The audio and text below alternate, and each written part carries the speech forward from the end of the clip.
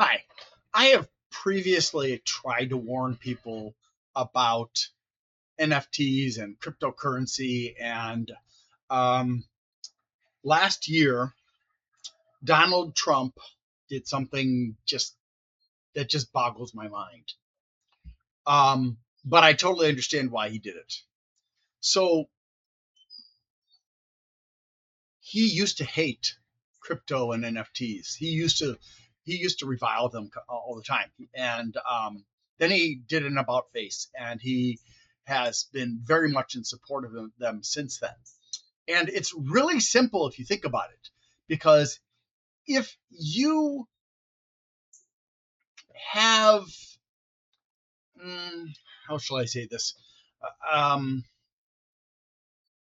if you have some way to hold sway over one or more NFTs or cryptocurrencies, it makes it a lot easier for you to win big.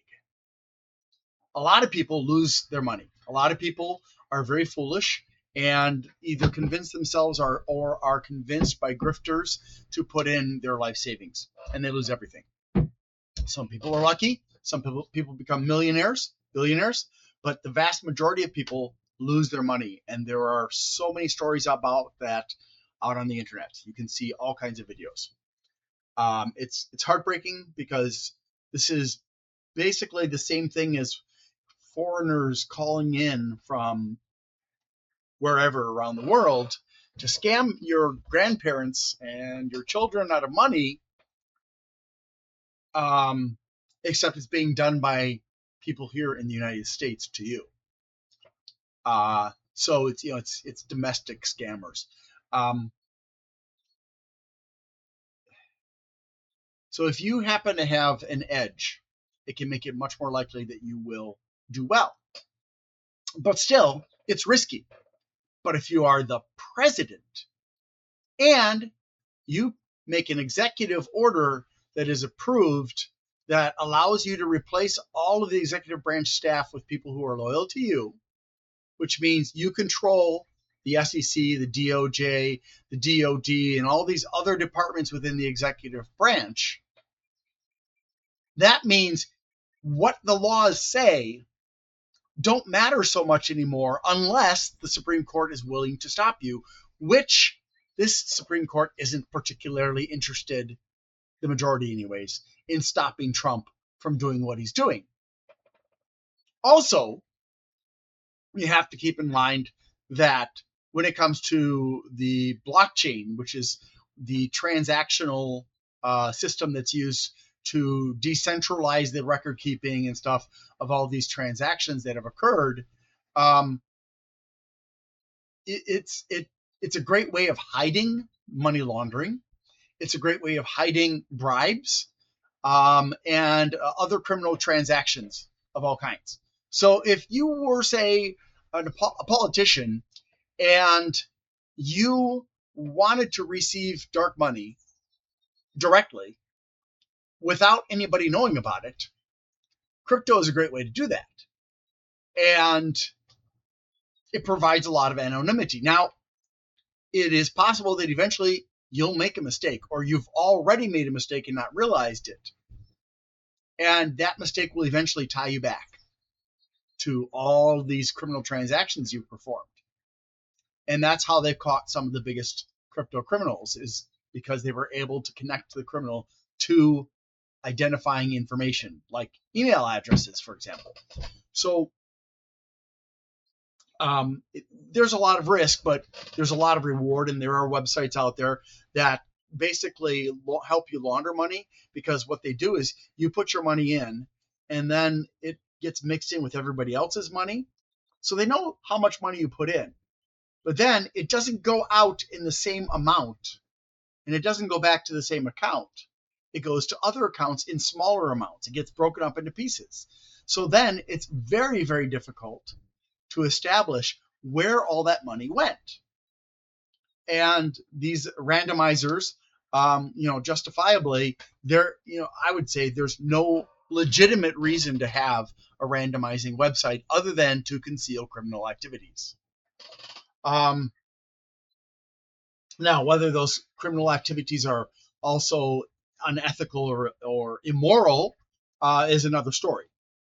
I'm not going to get into that. But um, the thing that I wanted to add, and I have mentioned this, I think it was last year, um, or maybe it was early this year, I forget. I previously mentioned that private equity being allowed for the masses is even more of a disaster than it being restricted to those with lots of money.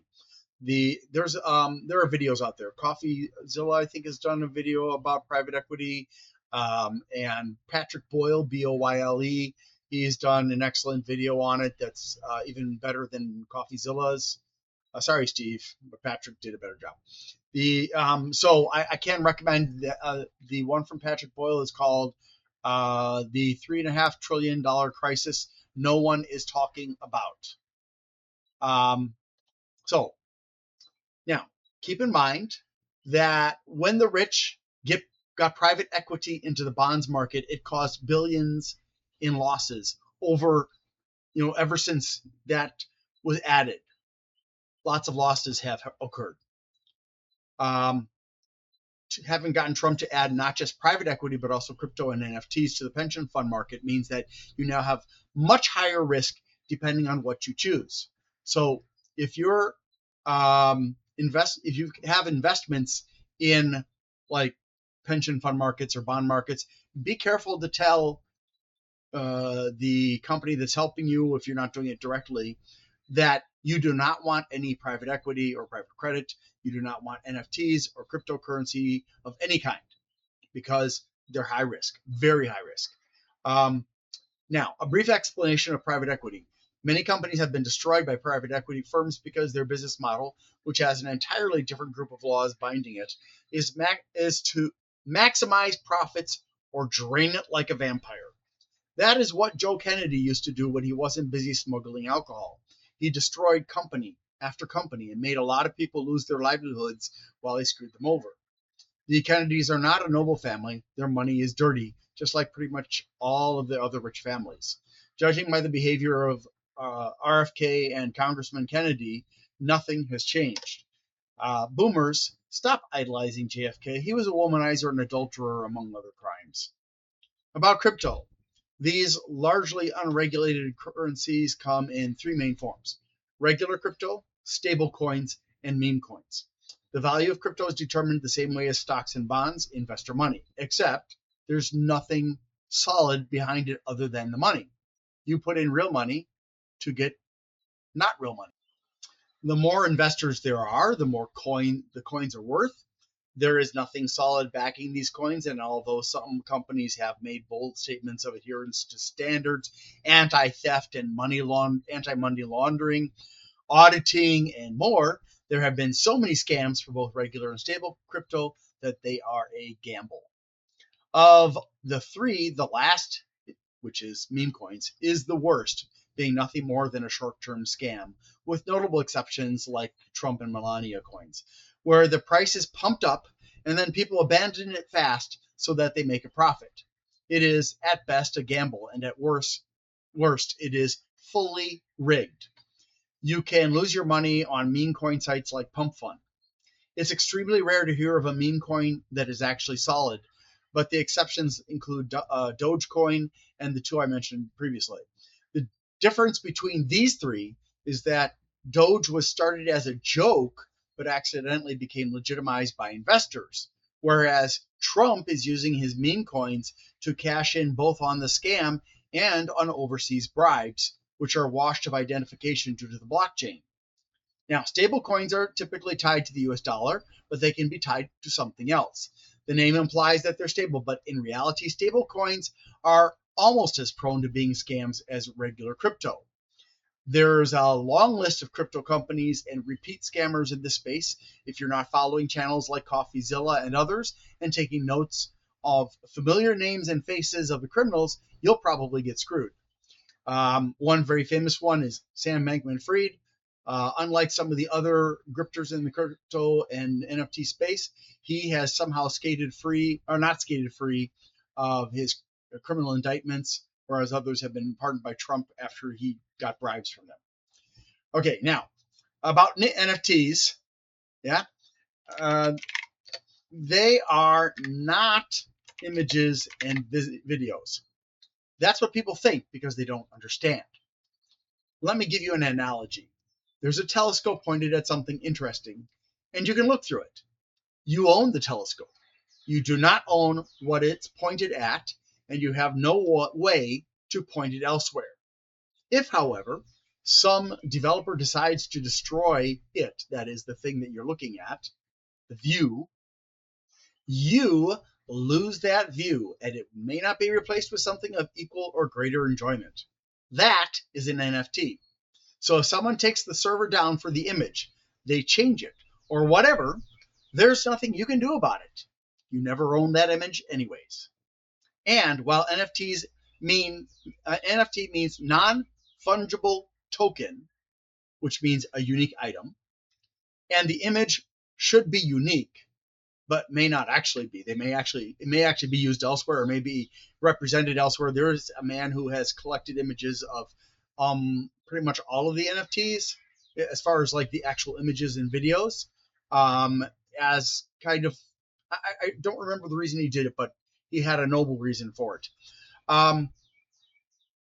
There may be millions of URIs, which is like a URL, but it points to an image, which is the telescope, that have been sold pointing to that image. Thus, you don't even have a unique view.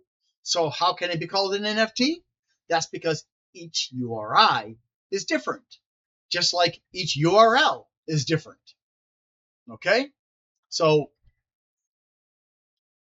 I hope you understand now why it's very foolish to invest in private equity, NFTs, and crypto.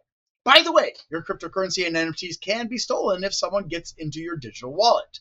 There are multiple ways to do it, but think of it in these terms. Your accounts are targeted by hackers, or the entire website that your account is on is targeted. I hope that this has helped you to better understand the situation, if not completely the risks. I definitely, again, I strongly encourage you to learn more about this and steer clear of these investment, I use that term very loosely, vehicles. Thanks for watching and have a great day.